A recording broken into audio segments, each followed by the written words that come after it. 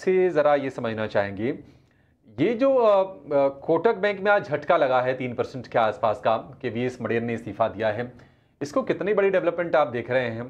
क्या आपको लगता है कि वाक़ई ये डेंट करेगा या फिर जो भी गिरावट आ रही है वो एक मौका है शेयर में अगर किसी को एंट्री लेना है तो? अभिषेक और सभी को देखिए, पहली चीज कोटक बैंक में जो इशू आया था। अब ये कि ये इशू अगर सेटल होने को आप अगर वेट करो तो मेरे हिसाब से आपको कम से कम 9 महीने से लेके 1.5 साल तक लग सकता है। क्योंकि जब आरबीआई ऐसे इश्यूज जब रेज करती है, उसके बाद में जो करेक्टिव मेजर्स है उनको करेक्टिव मेजर्स देख के उनको वापस जो भी रेस्ट्रिक्शंस है उनको उठाने में आपको आराम से 1 साल लग सकता है। तो ये एक प्रेशर बना हुआ रहेगा कोटक महिंद्रा बैंक के स्टॉक पे। अब जो रेजिग्नेशन आया है उसको मैं ज्यादा महत्व नहीं देता हूँ, क्योंकि क्या है कि आगे चल के इतना बड़ा बैंक है, आपको और ना कोई मैनेजमेंट लेवल का आदमी वापस मिल ही जाएगा।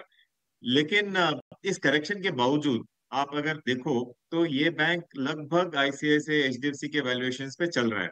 और बैंक ने अंडर परफॉर्म किया है क्योंकि प्रीमियम वैल्यूएशंस पे चल रहा था। अब स्टॉक यहाँ पे आके उनके बराबर चल रहा है जो बाकी प्राइवेट सेक्टर बैंक्स है। तो मुझे लगता है कि यहाँ से डाउन साइड हो सकता है कि आपको मिनिमल दिखे, लेकिन हाँ, ऊपर जाने में समय लगेगा। ये मैं सोच रहा हूँ कि मिनिमम आपको साल एक भर लग सकता है। तो रेजिग्नेशन में बहुत बड़े रूप में नहीं लेने वाला हूँ, लेकिन हाँ, जो रिवाइवल इफेक्ट है इसको तो आपको टाइम देना पड़ेगा। ठीक है, समय लग सकता है। कई बार क्या होता है, एक बंदा जाता है, दूसरा बंदा सिस्टम में जब आएगा तो उसके बीच का जो टेन्योर होता है वो एक रीशफलिंग का समय है, और उसमें कई बार समय लगता है। जब बड़ा प्लेयर जा रहा है, फिर लंबे एक्सपीरियंस के साथ जा रहा है, अब आप वैसा आदमी कैसे ढूंढ के लाएंगे रातों रात? चलो ढूंढ भी लिया आपने, बिठाएंगे तो पहले बैंक समझेगा, काम का समझेगा, इट विल टेक टाइम। और कोटक का 1 साल का आप चार्ट दिखाओ जरा, एक कोटक का 1 साल का चार्ट दिखाओ। या तो ये चला ही नहीं, या तो चला तो बेहद कम चला अपने पीयर्स के मुकाबले, अगर आप देखोगे तो। और इससे पहले भी कोटक प्रॉब्लम से जूझता ही रहा है। ये आज का बॉस 1 साल वाला दिखाओ, 52 वीक वाला आप देखो, ये 18%। अगर 1 साल में आप मार्केट या फिर बैंकिंग स्टॉक्स देखोगे तो बहुत अच्छे से चले हैं, लेकिन कोटक उसमें पहले भी नहीं चल रहा था। तो ना चला हुआ शेयर और टूट गया। लेकिन इसके अंदर थोड़ा सा ध्यान रखिएगा, आराम से काम करने की ज़रूरत है, कोई जल्दबाजी ना उठाएं। ये शेयर हो सकता है बाज़ार की गिरावट के साथ थोड़ा और भी नीचे मिल जाए। बट हाँ, फेज़ है, एक आदमी के जाने का जो नुकसान होगा वो कम होगा और ख़त्म हो जाएगा जल्दी ही। आगे बढ़े जी, कुछ एक और ट्रेड पता कर लें जहाँ पर आज लॉन्ग पोजीशंस बन रही है। पहले जरा वो वाली ट्रेड निकाल लें, लॉन्ग पोजीशंस वाले सौदे में आपसे पता करता हूँ, उसके बाद फिर मैं जरा टेक्निकल्स ब्रेकआउट पे आऊँगा। पीएफसीआरएस तो पता करने की ज़रूरत ही नहीं है, 10% है, कहाँ से खरीद पाएंगे। पावर ग्रिड 4%, हाँ ये शेयर लेके आइए। जीएमआर इंफ्रा, विवेक सर आपसे ही होगा जीएमआर इंफ्रा पे। देखिए सर, बहुत चर्चा होती है इंफ्रा कंपनीज की। मैं ये मानता हूँ कि सरकार रहे या ना रहे, दोनों में ही केसेस के अंदर इंफ्रा के साथ शायद कॉम्प्रोमाइज़ जल्दी जल्दी नहीं किया जा सकेगा।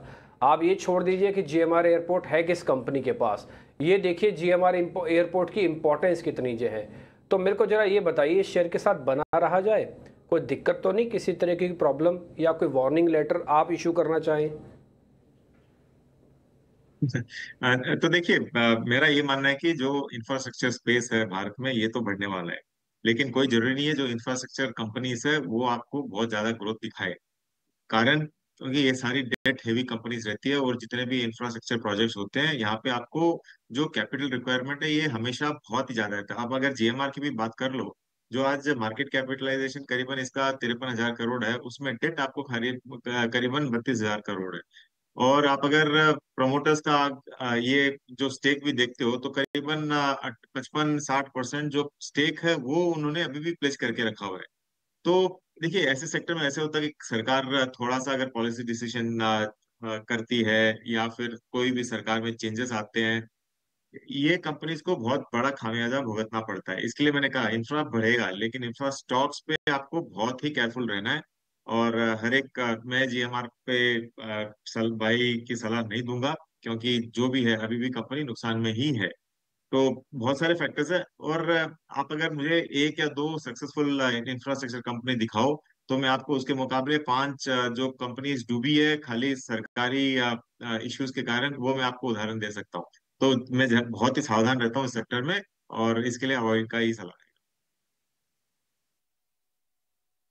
ठीक है विवेक जी, आपके यहाँ पे वोट पड़ गए हैं क्या? चर्चा करते हैं उसके पहले रामकृष्ण फोर्जिंग के नतीजे आ गए हैं स्क्रीन पर और हम देख रहे हैं कि शेयर है ये ऊपर कारोबार कर रहा है फिलहाल और 1.5%। एबिटा में करीब करीब 12% के आसपास का उछाल है और ये मार्जिन भी हम देख रहे हैं कि उसमें भी थोड़ी सी गिरावट है, फ्लैट ही कहिए, करीब 22% के आसपास का था, 21.3% के आसपास की मार्जिन है, ज़्यादा उसमें चेंजेस नहीं है, लेकिन एबिटा के फ्रंट पर प्रदर्शन ठीक ठाक है। रामकृष्ण फोर्जिंग, ध्वनि आप जरा चेक कीजिए शेयर को, कैसा लग रहा है आपको, क्या सजेस्ट कर रहे हैं इसके चार्ट?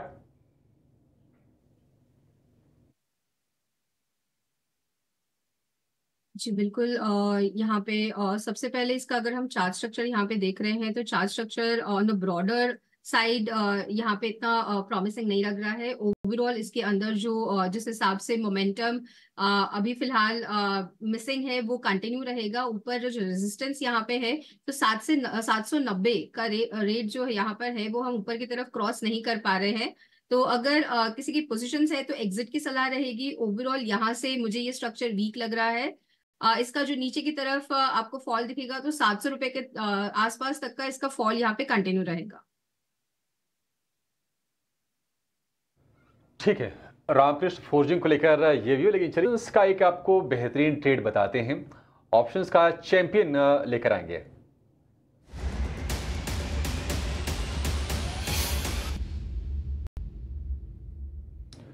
जेएम फाइनेंशियल की सोनी पटनायक हमारे साथ हैं। सोनी जी, बहुत शुक्रिया आपका समय देने के लिए। बताइए क्या ट्रेड खोजा है आपने, अभी कहाँ पैसे बनेंगे? जी गुड आफ्टरनून अभिषेक जी। आज ऑप्शंस के चैंपियन में जो रेकमेंड करना चाहते हैं वो है जिंदल स्टील का 1000 कॉल ऑप्शन। बाई करने की सलाह है यहाँ।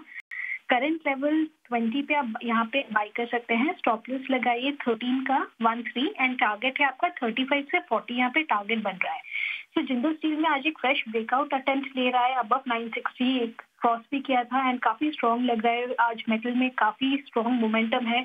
फ्रेश लॉन्ग में पोजीशंस भी ऐड हो रहे हैं और यहाँ पे एक पॉजिटिव व्यू बनता है कि फ्रॉम करंट लेवल्स ऑफ 950 960 यहाँ से 1020 के लेवल्स को जिंदल स्टील टेस्ट कर सकता है। सपोर्ट भी काफी स्ट्रॉन्ग है। 930 925 के रेंज पे काफी अच्छा सपोर्ट है। तो इसलिए बेस्ट ऑप्शन प्ले यहाँ पे आपका 1000 कॉल ऑप्शन रहेगा। लॉट साइज 625 है।